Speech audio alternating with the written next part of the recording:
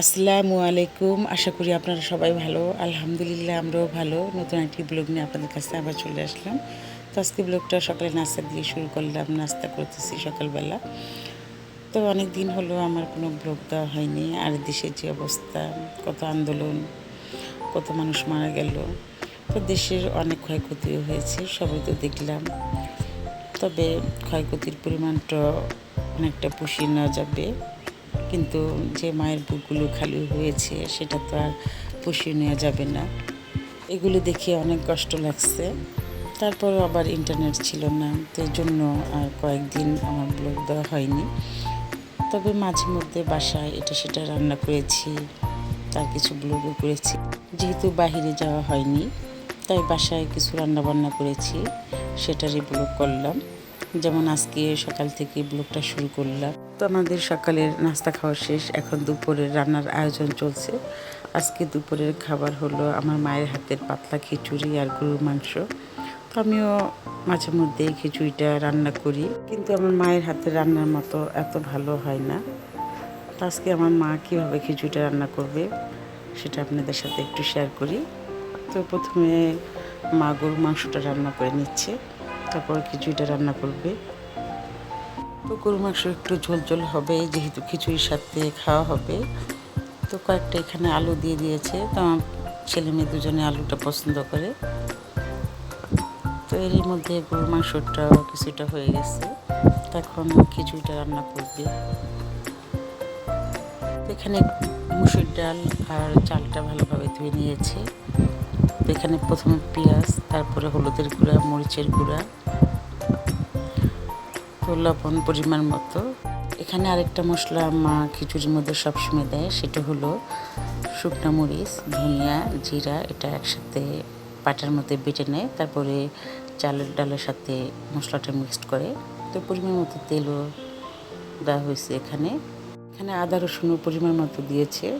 তো ডাল চালের সাথে একসাথে মাখিয়ে নেবে আরেকবার। তো পরিমাণ মতো পানি দিয়ে দিবে।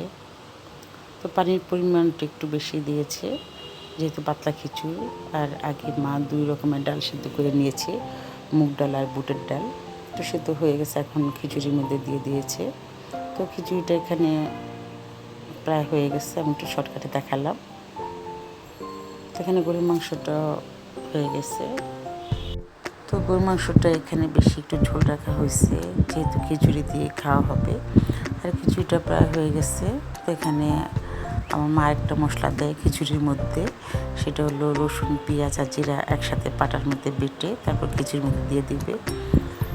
এটা আমাদের বাড়িতেও যখন বিক্রমপুর মা রান্না করে তরকারির মধ্যে এই শাকটা দেয়, আমরা এটা শাক বলি। এটা পাটার মধ্যে বেটে বড় কোনো মাছের তরকারি বা খিচুড়ির মধ্যে এই শাকটা দেওয়া হয়। তো আজকেও সেটা দিয়েছি খিচুড়ির মধ্যে। শাকটা দিলে তরকারিটা ঘন হয় বা খিচুড়িটা ঘন হয়, খেতে ভালো লাগে। যাই হোক, এর মধ্যে খিচুড়িটা হয়ে গেছে, মাংস তরকারিটা হয়ে গেছে। তো আমি একটা বড় বোলের মধ্যে আমি খিচুড়িটা বেড়ে নিলাম। আর এই পাতলা খিচুড়িটা গরম গরম খেতে বেশি ভালো লাগে, গরুর মাংসের ঝোল দিয়ে, মানে যে কোনো মাংস তরকারি দিয়ে। এখানে আমি মুরগির মাংস রান্না করেছি, তো আমি আবার গরুর মাংসটা কম খাই, ওর জন্য মুরগির মাংস রান্না করেছি আলু দিয়ে। তো এখানে জারিফকে আর জারিফের বাবাকে দিয়েছি খেতে।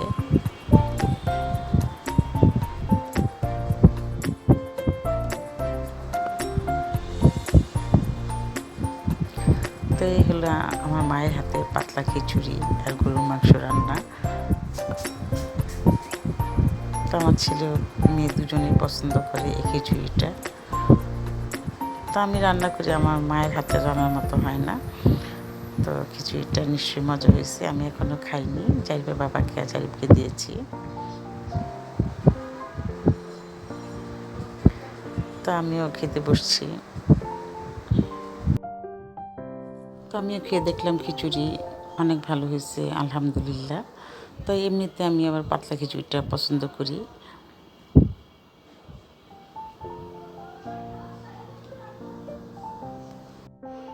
সন্ধ্যার সময় আমার মা আমার বাচ্চাদের জন্য পিঠা তৈরি করতেছে, চিতই পিঠা আর পোয়া পিঠা।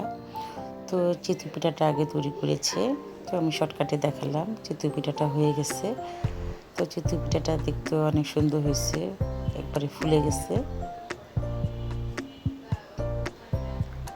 তো এটা খেতেও ভালো লাগবে গরুর মাংস দিয়ে। তৈরির মধ্যে আমার মা পোয়া পিঠা তৈরি করে ফেলেছে। তো এটা শেষের পিঠাটা, তো এটারও ভিডিও করলাম একটু। তো সবগুলো পোয়া পিঠাও এখানে হয়ে গেছে। তো আজকে আমাদের নাস্তার জন্য পোয়া পিঠা, চিতই পিঠা, তো গরুর মাংস দিয়ে চিতই পিঠা খাওয়া হবে। তো আমার ছেলে জারিফকে দিয়েছি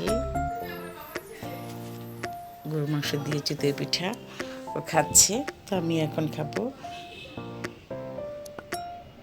জারিফের বাবাও পছন্দ করে চিতই পিঠা দিয়ে গরুর মাংস। তো এখনও বাসা আসে নাই, আসলে জারিফের বাবাকেও দিব।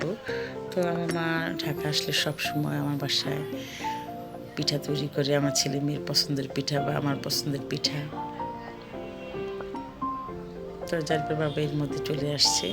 তো জারিফের বাবাকেও গরু মাংস দিয়ে চিতই পিঠা খেতে দিলাম। তো আলহামদুলিল্লাহ এটাই ছিল আমাদের সন্ধ্যার নাস্তা। তো আমার মা আমাদের জন্য আজকে কী কী খাবার তৈরি করলো সেটা আপনাদের সাথে শেয়ার করলাম। জানি না আপনাদের কেমন লাগছে। তো আমার এই ব্লগ যদি আপনাদের ভালো লেগে থাকে, লাইক কমেন্ট সাবস্ক্রাইব করবেন। সবাই ভালো থাকবেন, সবাই আমাদের জন্য দোয়া করবেন, আর সবার জন্য দোয়া রইল। আল্লাহ হাফিজ।